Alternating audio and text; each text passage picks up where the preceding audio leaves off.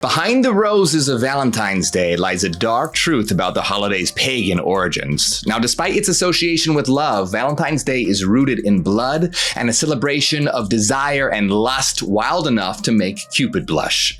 Now, when you think about the history of Valentine's Day, you might think of Saint Valentine and the romantic legend that surrounds him. But if you really want to uncover the truth behind this holiday, you have to dig even deeper into its pagan past. Now, when you dig into the shadowy past of Valentine's Day, you'll discover that it all started with a little bash called Lupercalia. Oh yes, this ancient Roman festival was far from the cards and bouquets of roses that we associate with the holiday today. Lupercalia was a feast of the flesh and a celebration of all things sensual.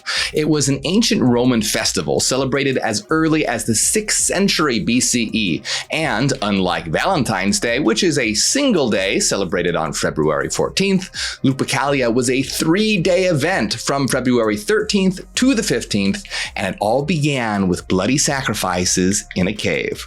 Why? Well, the word Lupercalia is thought to have roots in the Latin word lupus for wolf. This ties back to the legendary story of Romulus and Remus, the founders of Rome who were supposedly raised by a she-wolf.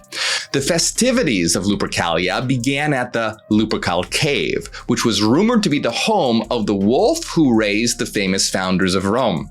Now, the priests of the fertility god Lupercus were known as the Luperci. In the depths of the cave, the Luperci would strip down nude, sacrifice male animals, and smear the blood on their bare bodies. While still bloody and nude, the Luperci, the priests, would go into an area of Rome known as the Palatine Hill and hit people who were taking part in the festival with the fresh animal skins. Why? Well, as a blessing for fertility, of course. And if you were a lucky lady who got smacked with one of the skins, you were blessed. You were believed to be more fertile.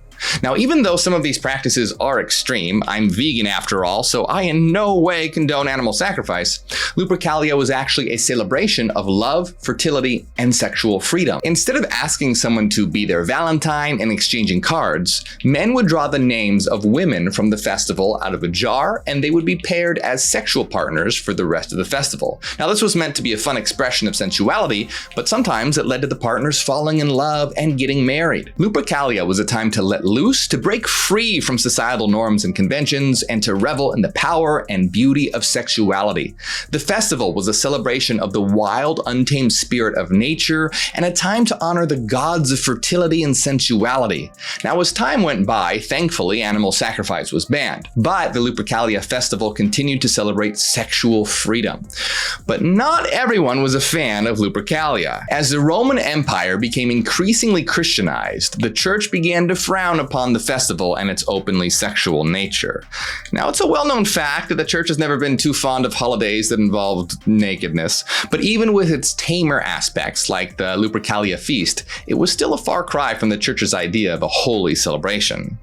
Pope Gelasius saw Lupercalia as a threat to the stability of Rome and the Roman Empire as a whole, and its sensual celebrations were seen as a threat to the moral fabric of society.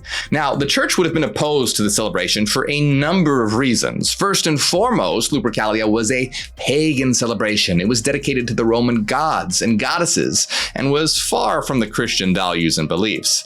This meant that the church saw Lupercalia as a threat to their own religious teachings and their authority. Now, second, Lupercalia was a celebration of sensuality, which was seen as immoral and sinful in the eyes of the church. Third, Lupercalia was also seen as a potential source of chaos. See, it involved a great deal of drinking and revelry, which could lead to unruly behavior, and in the church's eyes, this would have been seen as a threat to order. Finally, the church would have been concerned about the influence of the pagan festival on their own followers. If people were participating in Lupercalia, it could mean that they were drifting away from the Christian faith and being influenced by pagan beliefs. So to put it lightly, Pope Gelasius was not a fan, so he put an end to the controversial celebration. He banned Lupercalia in the late 5th century CE, and in 496 CE, he established February 14th as a day to honor the sacrifice of Saint Valentine. Now, the Pope did not intend for Valentine's Day to be associated with love, but little did he know, He would set the stage for the transformation of the day into a global celebration of passion. And in the Middle Ages, around the 14th and 15th centuries, the holiday became associated with love and romance. Lupercalia and Valentine's Day has a lot of historians divided on whether one directly gave rise to the other, but given the similarities and timing, it's hard to deny there's a very strong connection. It's safe to say that the Pope's intention for the day was a far cry for what it's become today. But hey, guess what? Things change, and that's what happens when you try to repress sensuality. The church didn't completely succeed in eradicating Lupercalia from the minds of the people. The festival itself may have faded into the shadows, but its influence is still here today in the form of Valentine's Day. You can't repress human sensuality. It'll always find a way to break free. So when you're exchanging cards with your lover, having a romantic dinner and a night of passion, remember that could be thanks to the Lupercalian tradition of drawing a partner's name out of a jar, feasting, and celebrating sensuality. And hey, if you want to pay respects to its wilder side, maybe try out a little BDSM. Happy Lupercalia or Valentine's Day. Which one do you think sounds more fun? Tell me in the comments right now. I'll be reading them. Hit like and subscribe and check out my other videos. And if you ever feel like you've learned something from my videos, support my work on Patreon to get access to secret videos. You can also support by hitting the join button on YouTube right below this video now.